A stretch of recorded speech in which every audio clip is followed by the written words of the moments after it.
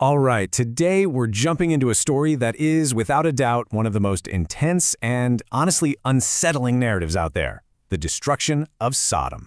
We're going to walk through this story exactly as it's told in the text. It's a wild ride of divine judgment, a mad dash for survival, and some truly desperate choices.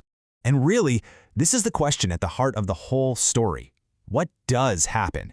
You've got this clash, this collision between the divine and the mortal, and there's one family stuck right in the middle of it all. So let's see how it all plays out. Okay, so picture this. It's dusk in the city of Sodom. Two strangers, the text calls them angels, show up at the city gate. And a guy named Lot, who lives there, spots them. Right away, he's adamant. He insists that they come stay with him, under his protection, for the night. Now what's interesting is that, at first, the angels say no. They're like, nah, we'll just camp out in the city square. But Lot just will not take no for an answer. You get the sense he knows exactly how dangerous the city is. He's so insistent that they finally give in and go home with him. He even throws a big feast for them, probably thinking, okay, good, they're safe now, they're my guests. Yeah, that feeling of safety, it doesn't last long at all. Before they've even gone to bed, the entire house is surrounded. And the text is super specific here. It says it was all the men of the city, young, old, from every single part of town. Things go from 0 to 100 real fast. And their demand is, well, it's brutal. There's no mistaking what they want. They're shouting for Lot to send his guests out. In the context of the story, this is it. This is the moment that seals the city's fate, the ultimate proof of its corruption. So Lot, trying to de-escalate this nightmare and, stick to his duty as a host, he does something absolutely shocking. He goes outside, closes the door behind him to protect his guests, and makes the crowd a counteroffer. He offers them his own virgin daughters instead. The mob isn't having it. They completely reject his offer. In fact, they get even angrier and turn on him, calling him an outsider who has no right to judge them. And then they just lunge for the door, ready to break it down and take everyone by force. And this is where everything changes. Just as the mob is about to smash through the door, the two visitors finally show their hand. They yank Lot back inside, slam the door shut, and then bam, they strike the entire crowd outside with blindness. You can just imagine the chaos and confusion.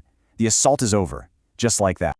Okay, so the immediate danger is gone. The mob is neutralized, and now the angels finally tell Lot what's really going on. They reveal their true mission. The wickedness of Sodom is so great that they've been sent to wipe it off the map, completely. They tell him, get anyone you care about out of this city now. So Lot runs to find the men who are engaged to his daughters to warn them. But can you believe it? They laugh in his face. They think he's telling some kind of crazy joke. They're not going anywhere. The sun is starting to come up, and the angels are getting seriously anxious. Lot is still hesitating. Can you imagine the shock he's in? So they literally have to grab him, his wife, and his two daughters by the hand and physically drag them out of the city. Once they're clear, they lay down the law. 5 simple, non-negotiable rules for survival. But even then, Lot is terrified. He starts pleading with them, saying he can't make it all the way to the mountains, he's too scared. He begs them to let him run to a tiny village nearby, a place called Zoar. And surprisingly, the angel says, okay, they promise to spare that one little town just for him. So now we get to the climax of the whole story. The sun is fully up. Lot and his family make it to that safe village, Zoar. And the very second they're inside, it all begins. The text describes just total, absolute annihilation. It says the Lord rained down fire and burning sulfur from the sky, and not just on Sodom, but on Gomorrah and the whole surrounding plain. Everything and everyone gone, wiped out. And remember that list of rules? Well, here's what happens when one is broken. The command was crystal clear.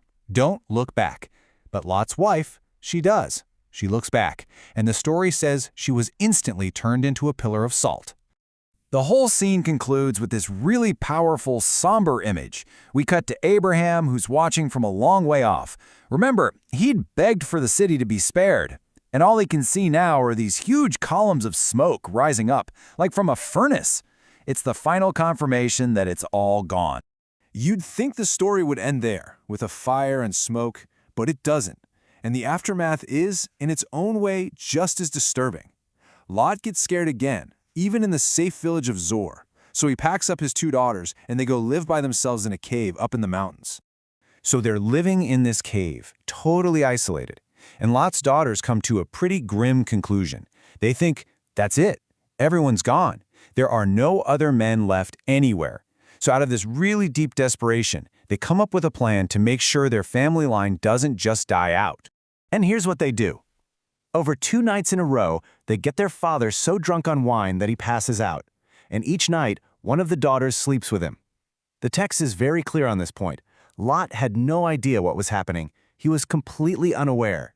And the results of this plan? Both daughters get pregnant, and both have sons. These sons are named Moab and Ben-Ami, and according to the narrative, they go on to become the founding fathers of 2 whole nations, the Moabites and the Ammonites, who would become neighbors and often enemies of ancient Israel. And that's where the story ends, not with a clean slate, but with this really disturbing new beginning, born out of the ashes of total destruction. It's such a complex narrative, right? It touches on morality, divine judgment, and just raw human desperation. It really makes you wonder, when survival is the only thing left, what lines are people willing to cross?